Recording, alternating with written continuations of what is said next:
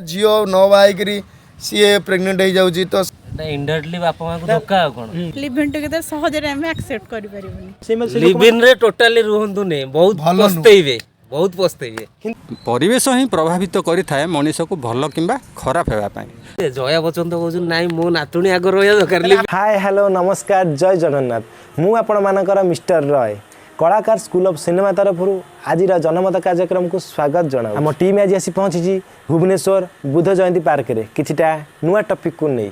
तो से टॉपिक ऊपर को जीवा पूर्व ता विषय किछिटा मु कहबा चाहूँगी प्रेम प्रेम आगुरी होउतला प्रेम एबे भी होउची किछि लोक अछंती प्रेम करके विवाह करूछंती आउ किछि लोक अछंती विवाह रे प्रेम करूछंती हेले ता भितरे गोटे नुआ जिनस आसी पहुँची गोटे पुओ आ गोटे झियो परस्पर को जानिया पई 6 मास वर्षे मिसिक रहउछंती जहा को कहा जाउची लिविंग रिलेशनशिप तो सेटा केते दूर ठीक केते दूर भूल आसंतु पब्लिक कर मतामत नबा। नमस्कार सर सर आम कलाकार स्कूल ऑफ सिनेमा तरफ आसु बा न होइके बागर पूर्वर जो सब लिविंग रे मिसुचंती रहउचंती आपणकर मतामतटा कौन मो हिसाब से तो सेटा भूल भूलटा बेले जहाँ सांगे से मिशुंट जदि से परमानेंट होकर रुहते ताले हाँ गोटे मिसवाटा भल है आम जाना भितर आज जो पुआटा से झीटा को भल पाँच काली दरकार पड़े सी भी छाड़ दे पलाऊ यही गोटे हिसाब से मो मतरे आम बयस अनुपात मुझाटा से ठीक नुह तो धन्यवाद मौसा भल पाइबा मो मना करनी माने जो लिविंग रिलेशन रहनी मना करनी एबे गोटे केस है रिसेंटली जो मे ना मार्च रे अफ्ताब हाँ अफ्ताब कथा कही से ताको नहीं ताको मैरिड ये करिया को कही दिल्ली रे ताको ये बेले जो काम करी एरा को भल नुह ना माने जदि झियो जदि चाहि न थाना त बापा मां कहीं अलग आई थाना इनडायरेक्टली बापा मां को धक्का कोन माने ये जो लिविंग रिलेशन रखी आग काल रे टोटल किछि माने एरा किछि जानि नतले लोक कि ये न जेहेतु तुम डेभलप हेलो एबे डिजिटल जुग होला कि मुझे डिजिटल हाँ मु मना करनी पूरा डिजिटल हो जाए मत से भल लगे लिविंग पूरा भूल यहाँ मु मानुनी माने मो एबे भी नुह देखो यहीटा नुह आ गोटे ओडिशा रे भी गोटे होता है क्राइम 4टा 5टा क्राइम एमती होती एराक भारी माने मते भारी डर लगे शुणु कहा जीवन तू तो कहू भूल जे जया बच्चन तो कहू नाई मो नातुणी आगर रहिया दरकार लिव इन आपण कोइ अनुसार कोन लिव इन रहियाटा भूल किंतु जहाँ को जोड़ा पसंद आछी लिव इन रुह किंतु ये जो क्राइम फ्राइम होउची ए सब से आड़ भूल बाटू न जाओ मो कहया दे भूल बाटू न जांदु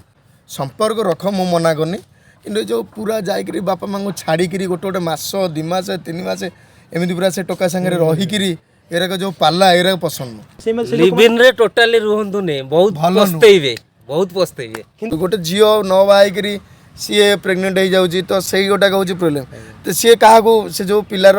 बापा क्या ये कर जदि तू जदि से टाइम न बाहू ताकू कहबू नाई मु ये करी ये जो केसटा है कौन ये है लिव इन रहउछथि भाई को माने 26 वर्ष रु कम युवक युवती माने रहउछथि कारण तांकर माइंडटा ठीक रे मैच्योर होई तेणु कर लिव इन रहउछथि बहुत हैरान होउछथि बाहा पुरुष लिविंग रे रहउछथि एटा आपनक मतामत कोन लिविंग रे रहियाटा तो आजिकल दुनिया को देखा गले जेती भल सेती खराब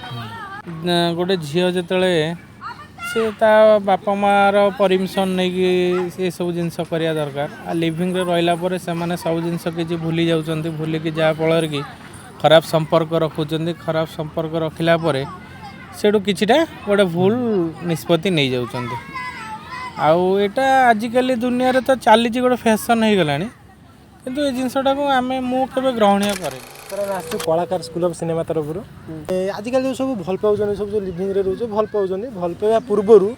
जो मैंने सब लिविंग रे रोच जाइए आपंकर मतामतटा कौन विषय भूल भूल भूल कौन पे माने आपण भूल इन द सेंस कि माने कमिटमेंट एंड अकाउंटेबिलिटी सेटा तदर नाही माने एंड सेकंड थिंग्स लागी गोटे ये अच्छे माने ताको गोटे प्रोटोकॉल मनुष्य को फॉलो करिया कले मनुष्य लाइफटा माने सिंपल हबा और ट्रबल कम आसीबा और ये सब जिनस रे कौन कले ट्रबल चांसेस आर मोर माने गोटे डिस्ट्रक्टिव जिनस सेटा society is going towards a destructive that situation thank you madam ଆପଣଙ୍କ ମତାମତଟା କ'ଣ? ମୋର ବି ଭୁଲ ତ ଭୁଲ କାହିଁକି? କାହିଁକି ନା ମୋତେ ବି ସେମ୍ ଥିଙ୍ଗ ଲାଗେ କି ଯେଉଁଟା ଆମ ହିନ୍ଦୁ ଟ୍ରାଡ଼ିସନ୍ ଅଛି ସି ତ ସବୁ ଆମ ଡିଫରେଣ୍ଟ ଜାତି ଅଛନ୍ତି ଖ୍ରୀଷ୍ଟିଆନ ମୁସଲିମ ହିନ୍ଦୁ ସମସ୍ତେ କିନ୍ତୁ ଆମ ହିନ୍ଦୁ ଜେନେରାଲି ଏଇଟା ଭୁଲ କାରଣ ଆମେ ଯେଉଁ ୱେରେ ଚାଲିଛି ସେଟାକୁ ଆକ୍ସେପ୍ଟ କରି କରି କରି କରି ଗଲେ ମୁଁ ଭାବୁଛି ସେଇଟା ଠିକ୍ ରହୁଛି ସେ ପାଥଟା ଆମ ପାଇଁ ଆଉ ଆମେ ବହୁତ ଜାଗାରେ ଦେଖୁଛେ କି ବାହାରେ ବି ଆମେ ଚଳୁଛୁ କି ଏଇଟା ଠିକ୍ ୱେରେ ଆମକୁ ଇଏ କରୁନି ଆମ ପିଲାଙ୍କୁ ବି ଆମେ ଶିଖେଇଲା ବେଳକୁ ମାନେ ଇଏ ମାନେ ବଡ଼ ହେବେ ଲିଭିଂ ଟୁଗେଦର ସହଜରେ ଆମେ ଆକ୍ସେପ୍ଟ କରିପାରିବୁନି ତ ଯେଉଁଟା ଆମେ ଦେଖିଛୁ ସେଇଟା ହିଁ ଲାଗୁଛି କି ଠିକ୍ ହୁଏ ତ ଥ୍ୟାଙ୍କ ୟୁ ମ୍ୟାମ୍। ଓହୋ ବିଶ୍ୱାସ କରିବେନି ଏ ୟଙ୍ଗ ଟୋକାମାନଙ୍କ ଠାରୁ ମତାମତ ନେଲା ପରେ ମାନେ ବଡି ହିଟ୍ ହେଇକି ଝାଳ ଲାଷ୍ଟକୁ ବାହାରିଲାଣି। ଶୀତ ଦିନରେ ବି ମଣିଷଙ୍କର ଝାଳ ବାହାରେ। ହଉ ଠିକ୍ ଅଛି ଲାଷ୍ଟକୁ ଦେଖନ୍ତୁ ମୁଁ ଡ୍ରେସ୍ ବି ଚେଞ୍ଜ କଲି ତ ଠିକ୍ ଅଛି ଟେନସନ୍ ହେବାର କିଛି ନାହିଁ। ତ ଏବେ ଚାଲନ୍ତୁ ଯିବା ବୃଦ୍ଧ ଲୋକଙ୍କ ଠାରୁ ମତାମତ ନେବା ତାଙ୍କ ମତାମତଟି କ'ଣ ରହୁଛି ଚାଲନ୍ତୁ। ମଉସା ନମସ୍କାର। ନମସ୍କାର। ଆମେ କଳାକାର ସ୍କୁଲ ଅଫ୍ ସିନେମା ତରଫରୁ ଆସିଛୁ। ଆଜିକାଲି ଯେଉଁ ପୁଅ ଝିଅ ବାହାଘର ପୂର୍ବରୁ 6 ମାସ ବର୍ଷ ଯେଉଁ ଲିଭ୍ ଇନ୍ ରିଲେସନସିପ୍ରେ ରହୁଛନ୍ତି ସେଇଟା କେତେ ଦୂର ଠିକ୍ ଆଉ କେତେ ଦୂର ଭୁଲ ଆପଣଠାରୁ ଆମେ ମତାମତଟି ନେବାକୁ ଚାହୁଁଛୁ। ପ୍ରଥମ କଥା ଦେଖନ୍ତୁ ଲିଭ୍ ଇନ୍ରେ ଯଦି ପୁଅ ଝିଅ ରହନ୍ତି ପର ମୁହୂର୍ତ୍ତରେ ଝିଅ ଡିମାଣ୍ଡ କରେ ନାଇଁ ମୋତେ ବାହା ହେଇଯା କିନ୍ତୁ ପୁଅ ସେ ସମୟ ପର୍ଯ୍ୟନ୍ତ ସିଏ ଏନ୍ଜୟ କରିସାରିଥାଏ ଆଉ ପର ମୁହୂର୍ତ୍ତରେ ତାକୁ ଆକ୍ସେପ୍ଟ କରିବା ପାଇଁ ତା'ର ଇଚ୍ଛା ନଥାଏ।